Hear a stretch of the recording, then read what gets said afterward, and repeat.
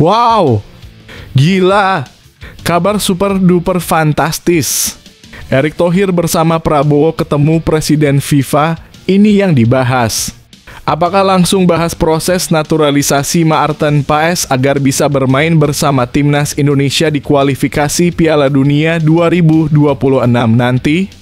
Begini penjelasannya.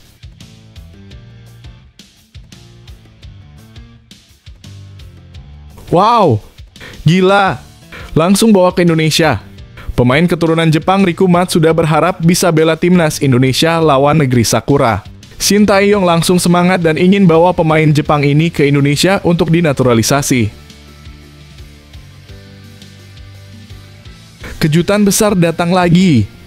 Bintang muda Man United Ethan Huatli nampaknya punya garis keturunan Indonesia dan Malaysia. Erick Thohir harus cepat bawa pemain ini ke Indonesia segera daripada diambil negara tetangga Malaysia. Ini dia penjelasannya. Gebrakan mengejutkan.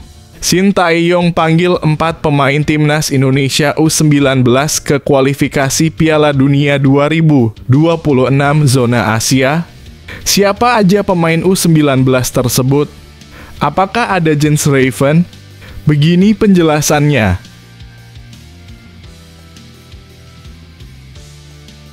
Wah, ini bahaya. Elkan Bagot masih bertahan di skuad pramusim hanya karena Ipswich Town belum punya bek kiri pelapis. Apakah Elkan Bagot akan disingkirkan apabila sudah ada bek kiri lain? Begini penjelasannya. Mantap! Hadapi periode kedua di Timnas Indonesia, Shin Tae-yong beberkan cita-citanya bersama skuad Garuda. Apakah cita-cita Shin Tae-yong bersama skuad Garuda? Ini dia penjelasannya. Gokil! Tak kunjung ada kejelasan membela Timnas Indonesia, Maarten Paes kembali bersinar dengan FC Dallas. Kita harap kiper kita satu ini yang sudah WNI bisa segera membela Timnas Indonesia untuk kualifikasi Piala Dunia 2026.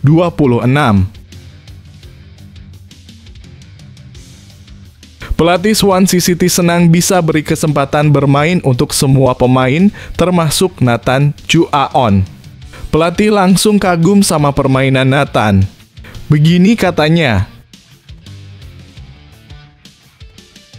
Keren!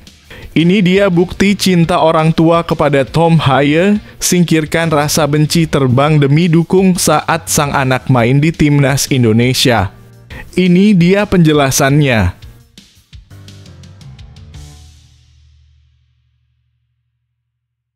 Sebelum video kita mulai, buat kamu yang mau beli jersey Timnas Indonesia, caranya gampang banget. Kamu langsung hubungi nomor WhatsApp yang ada di gambar ini, atau bisa langsung klik link pembelian yang ada di deskripsi video ini ya. Mumpung lagi promo gratis ongkir ke seluruh Indonesia. Buruan sebelum kehabisan. Sebelum dimulai pembahasan, mohon bantuannya untuk subscribe channel ini, agar tidak ketinggalan info Timnas Indonesia.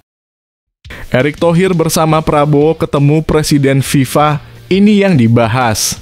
Ketua Umum PSSI Erick Thohir bersama Presiden Republik Indonesia terpilih Prabowo bertemu dengan Presiden FIFA Gianni Infantino. Apa saja yang dibahas dalam pertemuan tersebut? Erick Thohir dan Prabowo diketahui tengah berada di Prancis untuk urusan negara. Sebelumnya mereka bertemu dengan para pimpinan perusahaan besar di Prancis yang berada di bawah Kadin Prancis.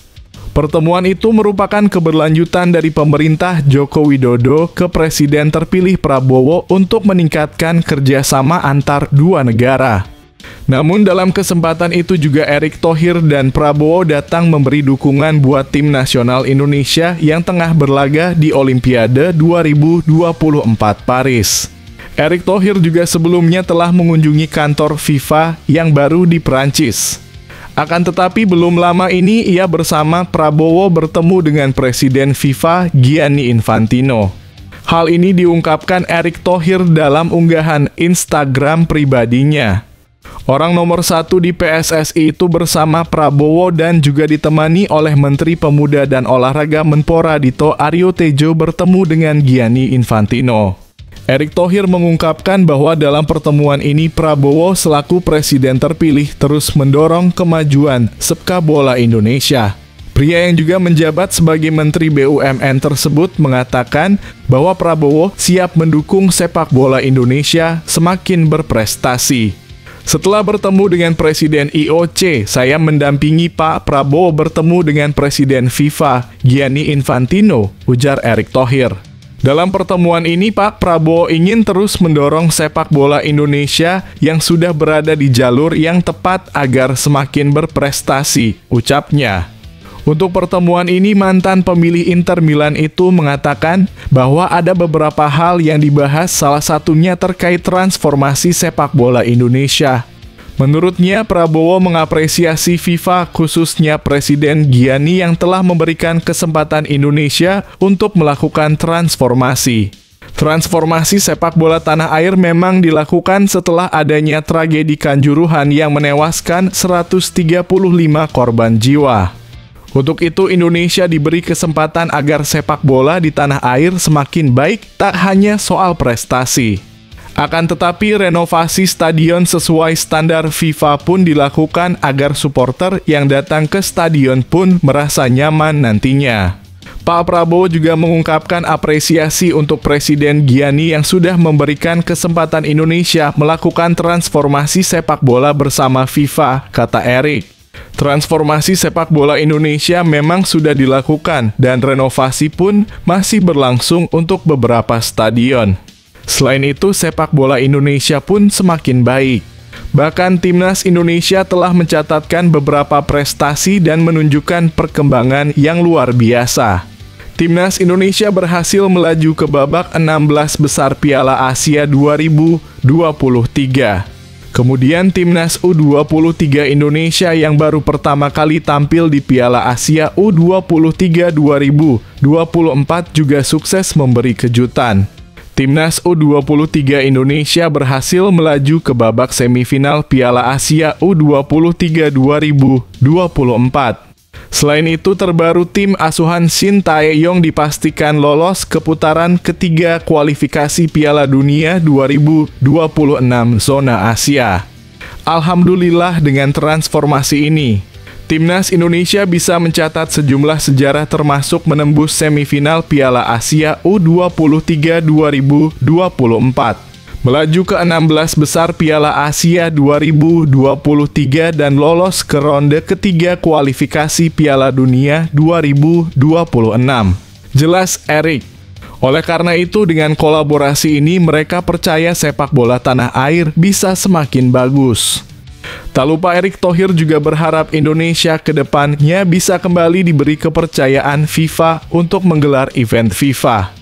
Dengan kolaborasi dan dukungan ini, kami yakin sepak bola Indonesia bisa semakin berprestasi dan diberikan kesempatan untuk menyelenggarakan event FIFA ke depan, tuturnya. Pemain keturunan Jepang Riku Matsuda berharap bisa bela Timnas Indonesia lawan negeri Sakura. Timnas Indonesia akan menghadapi Jepang pada laga grup C putaran ketiga kualifikasi Piala Dunia 2026 zona Asia. Dijadwalkan Timnas Indonesia akan 2 kali melawan Jepang. Pertandingan pertama, Timnas Indonesia akan menjadi tuan rumah untuk menjamu Jepang pada 14 November 2024. Laga kedua, Timnas Indonesia akan bertindak sebagai tim tamu melawan Jepang pada 10 Juni 2024. Melawan Jepang tentu saja ini akan menjadi pertandingan yang sangat berat untuk Timnas Indonesia. Meski begitu, tim asuhan Shin Tae-yong itu diharapkan bisa meladeni Jepang dengan baik. Seperti apa yang diharapkan oleh Riku Matsuda, pemain Gamba Osaka. Pemain keturunan Jepang dan Indonesia itu sudah tidak sabar melihat pertandingan tersebut. Kepada awak media termasuk bolasport.com, Riku Matsuda sebenarnya berharap bisa membela Timnas Indonesia melawan Jepang. Namun, sampai saat ini ia belum juga dilirik oleh Shin Tae-yong. Riku Matsuda pun berharap semoga saja pada saat melawan Jepang, ia sudah bisa membela timnas Indonesia. Harapan itu masih ada karena Shin Tae-yong saat ini memang sedang mencari pemain-pemain keturunan untuk menambah kuat timnas Indonesia. Mungkin saya akan mencoba bermain untuk timnas Indonesia di laga kali ini, kata Riku Matsuda. Tapi saya pikir ini laga yang tidak mudah bagi timnas Indonesia. Mari kita lihat bersama-sama, ucap pemain berusia 33 tahun tersebut. Jika harus menebak, tentu saja Jepang pasti menang karena levelnya jauh berbeda. Tetapi saya akan tetap mendukung timnas Indonesia dalam pertandingan nanti, tutup Riku Matsuda. Bintang muda Man United rumornya punya garis keturunan Malaysia dan Indonesia. Bintang muda milik Manchester United, Ethan Whatley, menampik isu yang mengatakan dirinya memiliki darah Malaysia atau Indonesia. Beberapa waktu lalu, publik negeri jiran digegerkan dengan satu pemain yang dikabarkan siap membela Harimau Malaya. Salah satu akun pencari bakat pemain keturunan yakni @futuretalent mengulas riwayat hidup salah satu pemain Man United, Ethan Whatley. Untuk saat ini, Ethan merupakan bomber utama tim U18 Man United. Meski begitu, ia sudah mendapat kontrak profesionalnya bersama Setan Merah. Bersama tim muda Man United, ia sudah mencatatkan 23 penampilan. Dari 23 penampilan itu, dirinya sukses mengemas 8 gol serta 4 assist. Hal itulah yang membuat sang pencari bakat menghubungi Ethan. Dalam unggahannya di Twitter, akun tersebut mengonfirmasi bahwa nenek Ethan benar lahir di Selangor, Malaysia. Ya, nenek saya lahir dan besar di Selangor, kata Ethan beberapa waktu lalu. Namun ia pindah ke Inggris saat masih muda. Saat saya masih kecil, kami sekeluarga sering ke Kuala Lumpur untuk liburan, jelasnya. Sayangnya akun itu tidak mencari tahu lebih dalam lagi soal seluk-beluk keluarga bomber 18 tahun tersebut. Mereka justru mengklaim sepihak bahwa Ethan memiliki darah Melayu dan siap membela Harimau Malaya. Kini unggahan tersebut ternyata sudah dihapus karena permintaan Ethan sendiri. Sang pemain menyangkal dirinya punya darah keturunan negeri jiran. Pemain kelahiran Stockport, Manchester pada 19 Januari 2006 itu mengatakan bahwa informasi dirinya memiliki darah Melayu adalah palsu. Bahkan ia juga menegaskan dirinya tak memiliki garis keturunan Indonesia. Saya tidak mempunyai darah Malaysia, ucap Ethan. Laporan itu salah, saya bukan warga Malaysia atau Indonesia, jelasnya. Shin Tae-yong panggil 4 pemain timnas Indonesia U19 ke kualifikasi Piala Dunia 2026 zona Asia. Memanggil 4 pemain timnas Indonesia U19 ke kualifikasi Piala Dunia 2026 zona Asia. Timnas Indonesia senior akan memulai babak ketiga kualifikasi Piala Dunia 2026 zona pada September 2024. Sesuai jadwal matchday pertama dan kedua grup C babak ketiga kualifikasi Piala Dunia 2026 zona Asia digelar pada 5 dan 10 September 2024. Timnas Indonesia akan tandang ke markas Arab Saudi pada 5 September 2024 dan menjamu Australia 10 September 2024. Shin Tae-yong berpotensi meminta bantuan 4 pemain timnas Indonesia U19. Sebanyak 4 pemain timnas Indonesia U19 yang dimaksud adalah Jens Raven, Mauresmo Hinoke, Tim Gibbons, dan Dion Marks. Jens Raven tampil oke saat memperkuat timnas Indonesia di Piala AFF U19 2024. Dari 3 pertandingan, penyerang 18 tahun itu mengemas 3 gol dan 3 assist. Hebatnya lagi, Jens Raven hanya tampil 1 kali tampil sebagai starter dari 3 pertandingan tersebut. Jika kesempatan mentas sebagai starter lebih banyak, jumlah gol dan assist yang didapat Jens Raven bukan tak mungkin lebih banyak. Kehadiran Jens Raven dapat membantu buruknya performa lini depan timnas Indonesia dalam 3 laga terakhir. Bagaimana dengan Mauresmo Hinoke, Tim Guypens, dan Dion Marks? Personil timnas Indonesia U19 di Toulon Cup 2024 ini akan menjalani proses naturalisasi dalam waktu dekat. Jika proses naturalisasinya beres sebelum September 2024, 3 nama ini dapat disertakan Shin Tae-yong ke kualifikasi Piala Dunia 2026 zona Asia. Jika keempat nama di atas dapat disertakan, kekuatan timnas Indonesia U19 praktis menguat. Jens Raven dan Mauresmo Hinoke dapat diandalkan di lini depan timnas Indonesia, sedangkan Tim Guypens dan Dion Marks di lini belakang. Elkan Bagot masih bertahan di skuad pramusim hanya karena Ipswich Town belum punya bek kiri pelapis. Elkan Bagot dianggap bukan solusi natural bek kiri Ipswich Town. Pemain timnas Indonesia itu bisa terpental saat pramusim selesai.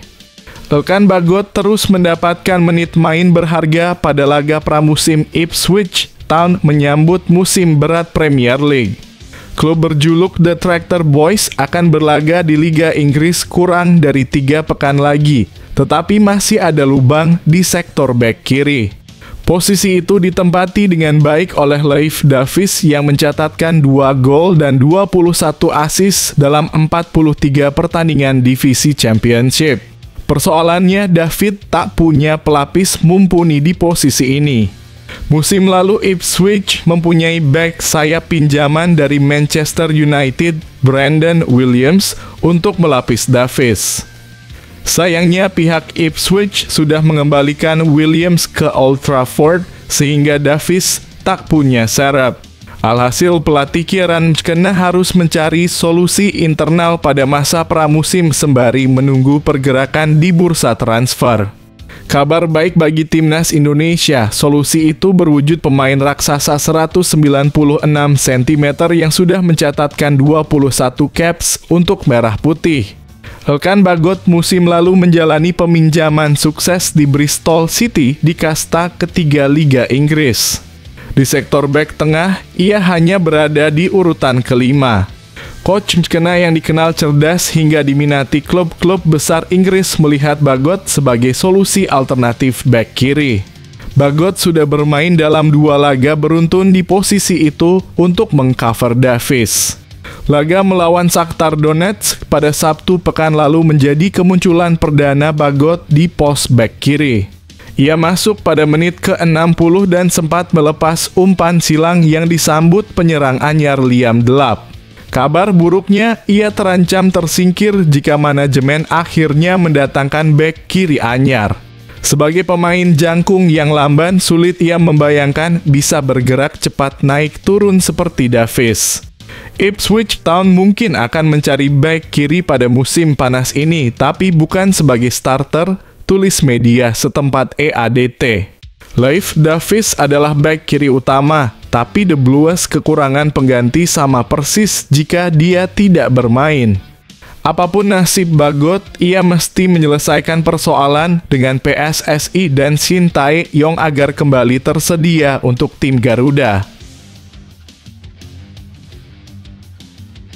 Hadapi periode kedua di timnas Indonesia, Shin Tae-yong beberkan cita-citanya bersama skuad Garuda. Shin Tae-yong membeberkan cita-cita yang ia inginkan pada periode keduanya membesut timnas Indonesia. Seperti diketahui, pelatih asal Korea Selatan itu resmi memperpanjang masa baktinya di tanah air. Nakhoda berusia 53 tahun tersebut menandatangani kontrak berdurasi 3 tahun ke depan. Artinya, ia masih akan menangani Ivar Jenner dan kawan-kawan hingga 2027. Dalam durasi 3 tahun itu, ia dan anak asuhnya akan menghadapi beberapa ajang besar.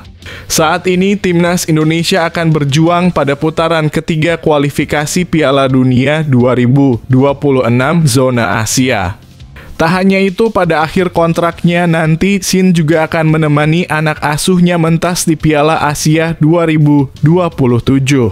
Namun tugas ex-pelatih timnas Korea Selatan itu tak semudah yang dibayangkan. Ada beberapa tugas tambahan lainnya yang harus dicapai oleh Shin. Shin juga membeberkan apa saja yang akan coba dicapainya pada periode kedua ini. Dalam jangka panjang, ia ingin membawa skuad Garuda menembus peringkat ke-100 dunia FIFA. Hal itu juga sudah berulang kali diucapkan beberapa pihak dari PSSI. Sudah 4 tahun 6 bulan sejak saya melatih timnas Indonesia, jalan yang ditempuh masih panjang, kata Shin. Dalam jangka panjang, saya ingin membawa Indonesia berada di peringkat 100 besar FIFA, jelasnya. Sementara itu, ada satu target jangka pendek yang juga ingin digapainya. Shin berhasrat membawa timnas Indonesia bertengger di peringkat 4 besar klasemen grup C putaran ketiga kualifikasi Piala Dunia 2026 zona Asia. Dalam grup tersebut, Tom Hayedeka akan mendapat hadangan yang sangat sulit. Mereka akan berhadapan dengan Jepang, Australia, Arab Saudi, Bahrain, dan Cina. Oleh karena itu, Shin merasa posisi 4 besar sangat realistis diraih anak asuhnya. Dalam jangka pendek, impian saya adalah berada di posisi ketiga atau keempat grup kualifikasi Piala Dunia 2025. Entah bagaimana cara bisa mencapainya, yang pasti kami harus lolos ke babak playoff, pungkasnya. Tak kunjung ada kejelasan membela timnas Indonesia, Maarten Paes kembali bersinar dengan FC Dallas. Calon kiper timnas Indonesia, Maarten Paes, kembali menunjukkan penampilan ciamik bersama timnya, yakni FC Dallas. Pagi tadi, FC Dallas memainkan laga ke-14 mereka pada ajang Major League Soccer. Dalam kesempatan kali ini, anak asuh Nico Estevez bertandang ke markas LA Galaxy. Laga tersebut berlangsung di Dignity Health Sports Park Stadium, Los Angeles. Seperti laga-laga sebelumnya, mistar gawang The Toros dijaga oleh pemain berkebangsaan Indonesia, Maarten Paes. Akhir-akhir ini, Paes menjadi pemain kunci dalam skuad besutan Estevez. Pada laga sebelumnya saat berhadapan dengan Real Salt Lake, Paes berperan besar di balik gol Patrickson Delgado. Satu umpan kunci yang diberikan Paes mampu dimanfaatkan dengan baik oleh Delgado dalam laga tersebut. Kini performa apiknya kembali berlanjut saat menjaga mistar The Toros. Paes sempat membuat satu blunder dengan melanggar pemain LA Galaxy yakni Dejan Joveljic di kotak terlarang. Untungnya, ia mampu membayar kesalahan yang tak disengajanya itu. Ex-kiper FC Utrecht tersebut mampu menepis eksekusi yang dilakukan oleh Gabriel Pech pada menit ke-32. Selain itu, Paes juga mendapat rating tertinggi dari rekan-rekannya dalam laga kali ini. Melansir dari laman SofaScore, kiper berpostur 191 cm tersebut mendapat rating sebesar 8,6. Angka tersebut diraih tak lepas dari penampilan ciamiknya. Paes juga mencatat 8 penyelamatan penting pada laga kali ini. Sayangnya, penampilan ciamik Paes tak dibarengi dengan hasil timnya. FC Dallas harus mengakui keunggulan tim LA Galaxy. Pelatih Swansea City senang bisa beri kesempatan bermain untuk semua pemain, termasuk Nathan Chuaon. Penggawa timnas Indonesia, Nathan Chuaon, terus berjuang untuk mendapatkan tempat di Swansea City. Nathan pun cukup banyak dimainkan pada pramusim 2024-2025. Nathan Chuaon menjadi starter saat Swansea City menghadapi klub Macedonia, Vardar, dalam laga uji coba di Austria, Sabtu (27 Juli 2024), malam waktu Indonesia Barat. Nathan Chuaon dimainkan selama 63 menit oleh pelatih Swansea City, Luke Williams. Laga itu pun berakhir imbang 1-1. Williams senang dengan uji coba yang dimiliki Swansea City. Ia bisa memberikan kesempatan bermain kepada seluruh pemain di skuadnya. Ideal bagi kami. Kami mendapatkan kesempatan untuk memberikan menit bermain bagi semua orang, yang mana itu penting bagi semua orang sebelum dimulainya pertunjukan besar, katanya di situs resmi klub. Luke Williams akan menjadikan laga melawan Rio Ave sebagai persiapan terakhir sebelum Swansea City berlaga di EFL Championship 2024/2025. Kami sekarang memiliki satu pertandingan persahabatan lagi dan kami harus mencoba memberi semua orang jumlah menit yang tepat untuk menempatkan mereka di jalur yang benar dan kemudian tibalah waktunya untuk melaju, tegasnya. Nathan Chuaon tidak mendapatkan tempat di Swansea City pada musim 2023/2024. Pada paruh pertama musim, pemain berusia 22 tahun itu sama sekali tidak dimainkan. Kemudian pada putaran kedua, Nathan Chuaon dipinjamkan ke klub Belanda SC Heerenveen. Nathan satu tim dengan Tom Haye saat itu. Namun untuk musim 2024/2025, masih belum diketahui apakah Nathan Chuaon akan mendapatkan tempat di Swansea City atau tidak.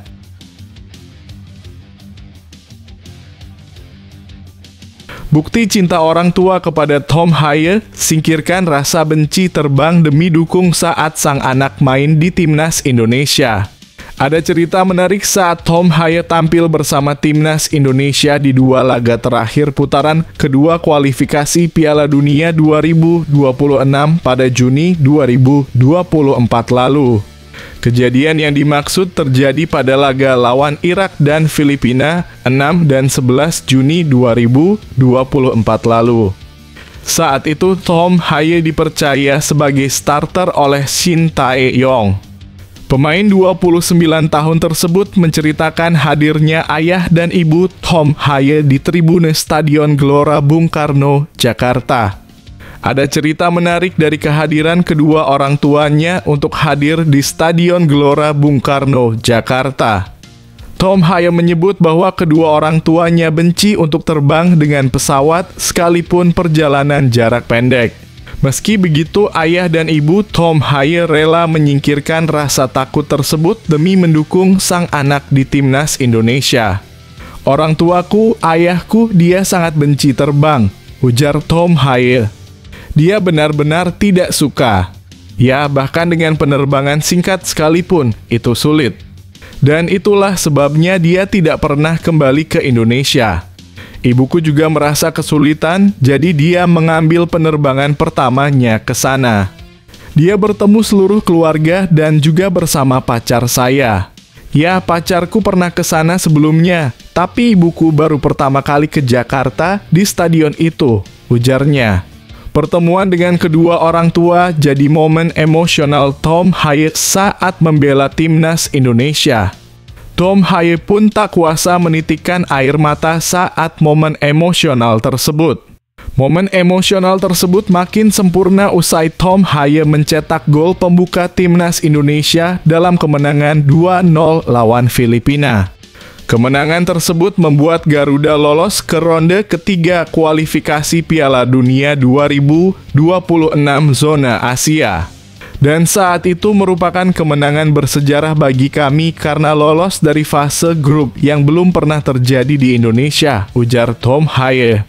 Ditambah lagi, aku bahkan mencetak gol di pertandingan itu. Ya, jadi setelah pertandingan saya melihat seluruh keluarga saya. Dan rasanya, wow, itu seperti mimpi jadi kenyataan pada saat itu. Maksudku, aku menontonnya. Dan aku tidak ingin mengatakan bahwa aku harus menahan air mata. Tapi yang pasti aku menjadi emosional, ujarnya. Momen dramatis Buffon ciptakan kemelut berujung gol ke gawang Malaysia, nangis saat lagu Indonesia Pusaka sambil pegang emblem Garuda. Timnas Indonesia U19 berhasil mematenkan kedua kakinya di final Piala AFF U19 2024 setelah mengalahkan Malaysia dengan skor 1-0. Gol tunggal kemenangan dicetak Muhammad Al-Farzi Buffon menit 78. Sepanjang babak pertama, kedua kesebelasan memperoleh peluang demi peluang. Tetapi kedisiplinan pertahanan dan lemahnya penyelesaian akhir membuat timnas Indonesia dan Malaysia gagal mencetak gol. Babak kedua berjalan jauh lebih menarik dan intens. Timnas Indonesia U19 mencoba mengubah pola permainan. Pelatih Indra Syafri juga melakukan pergantian pemain krusial. Afrizal dan Aliansyah bahkan diturunkan pada babak kedua dimulai. Hadirnya kedua pemain tersebut membuat serangan timnas Indonesia U19 lebih variatif. Tusukan dari kedua sisi jadi lebih hidup. Hingga akhirnya menit 78, timnas Indonesia U19 mampu mencetak gol. Gempur mode on diterapkan dan imbasnya lewat kemelut di muka gawang, gol yang ditunggu terjadi juga. Bola awalnya coba disundul Buffon, namun bola liar mengarah ke kaki Iqbal Gwijangge. Tendangannya mampu diblok back Malaysia, tetapi Buffon berada di momen dan posisi yang tepat untuk mencocor bola.